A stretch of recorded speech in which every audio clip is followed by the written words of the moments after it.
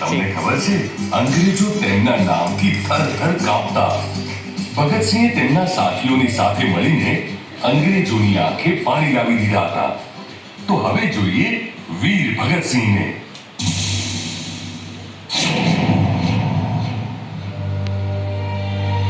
सरफरोशी की तमन्ना अब हमारे दिल में है, देखना है जोर कितना बाजुए का दिल में.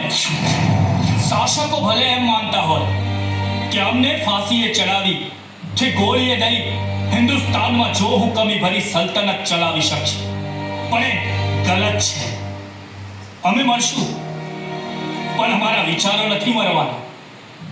એક ભગતસિંહ મરશે તો શું, આવતીકાલે સેંકડો ભગતસિંહ પેદા થશે.